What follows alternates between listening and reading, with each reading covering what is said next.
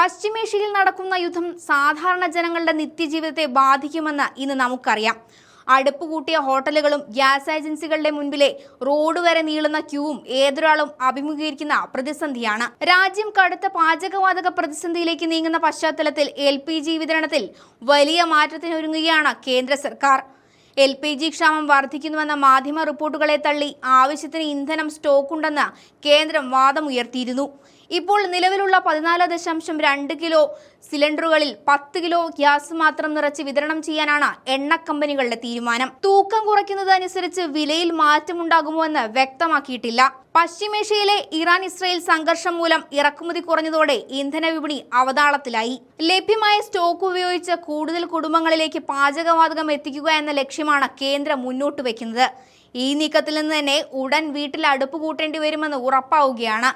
പുതിയ പരിഷ്കാരം പ്രാബല്യത്തിൽ വരുന്നതോടെ സിലിണ്ടറിൽ 10 കിലോ എന്ന പ്രത്യേക സ്റ്റിക്കർ പതിപ്പിക്കും. ഗ്യാസിന്റെ അളവ് കുറയുന്നതനുസരിച്ച് സിലിണ്ടറിന്റെ വിലയിലും ആനുപാതികമായ കുറവുണ്ടാകുമെന്നത് സാധാരണക്കാർക്ക് ആശ്വാസമാണ്. മറിച്ച് ഇന്ധനക്ഷാമമായതിനാൽ വില വർദ്ധിപ്പിച്ചാൽ അത് അടുക്കള പൂട്ടുന്ന നിലയിലേക്ക് സാധാരണക്കാരെ കൊണ്ടെത്തിക്കും. 14.2 കിലോ സിലിണ്ടർ 40 ദിവസം വരെ ലഭിക്കാറുണ്ടെങ്കിൽ പുതിയ 10 കിലോ സിലിണ്ടർ 1 മാസം വരെ ഉപയോഗിക്കാൻ സാധിക്കുമെന്നാണ് കണക്കാക്കുന്നത്.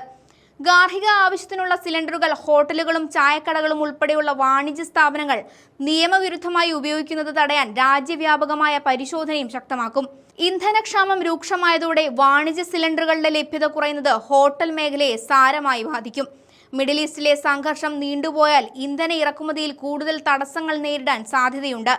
വിതരണ ശൃംഖല പുനഃസ്ഥാപിക്കുന്നതുവരെ നിയന്ത്രണങ്ങൾ തുടരാനാണ് എണ്ണ കമ്പനികളുടെ തീരുമാനം. കുറഞ്ഞ നിരക്കിൽ 10 കിലോ സിലിണ്ടറുകൾ ലഭ്യമാക്കുന്നത് ഹോട്ടൽ വ്യവസായ മേഖലകളിൽ വലിയ പ്രത്യാഘാതങ്ങൾ സൃഷ്ടിക്കുമെന്ന് ഉറപ്പാണ്. വരും ദിവസങ്ങളിൽ ഇത് സംബന്ധിച്ച ഔദ്യോഗിക ഉത്തരവ് പുറത്തിറങ്ങും. രാജ്യത്ത് പാചകവാതകക്ഷാമം നേരിടുന്ന സാഹചര്യത്തിൽ പ്രശ്നം പരിഹരിക്കാൻ ഹ്രസ്വകാലവും ദീർഘകാലവുമായ പദ്ധതികൾ രൂപപ്പെടുത്താൻ പ്രധാനമന്ത്രി നരേന്ദ്രമോദിയുടെ അധ്യക്ഷതയിൽ യോഗം ചേർന്നിരുന്നു. ക്ഷാമമുണ്ടായാൽ സംഭവിക്കാവുന്ന പ്രതിസന്ധികളായിരുന്നു രാജ്യം ചർച്ച ചെയ്തത്. രാജ്യത്തുടനീളം തടസ്സമില്ലാത്ത വിതരണം ഉറപ്പാക്കുക, ലോജിസ്റ്റിക്സ് സംവിധാനം ശക്തിപ്പെടുത്തുക, കാര്യക്ഷമമായ വിതരണം നടപ്പാക്കുക എന്നിവയാണ് പ്രധാന ലക്ഷ്യങ്ങൾ. കരിഞ്ചന്തയും പൂഴ്ത്തിവെപ്പും തടയുന്നതിനും ബദൽ മാർഗങ്ങൾ കണ്ടെത്തുന്നതിനും യോഗത്തിൽ തീരുമാനമായിരുന്നു. രാസവളങ്ങളുടെ ലഭ്യത ഉറപ്പാക്കുകയും ചെയ്തു.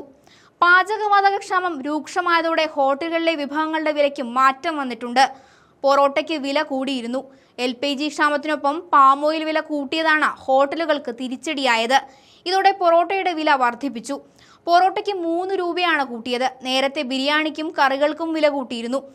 LPG പ്രതിസന്ധി രൂക്ഷമായതോടെ കൂടുതൽ ഹോട്ടലുകൾ അടച്ചിട്ടുണ്ട്. പെരുന്നാൾ ആഘോഷത്തിനായി അടച്ച ഹോട്ടലുകൾ പലതും പിന്നീട് തുറന്നിട്ടില്ല.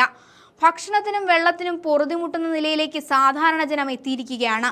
ഇന്ധനവില വർദ്ധിപ്പിച്ചാൽ അത് BJP സർക്കാരിന് ഏൽക്കുന്ന ഏറ്റവും വലിയ തിരിച്ചടിയായിരിക്കുമെന്ന് ഉറപ്പാണ്.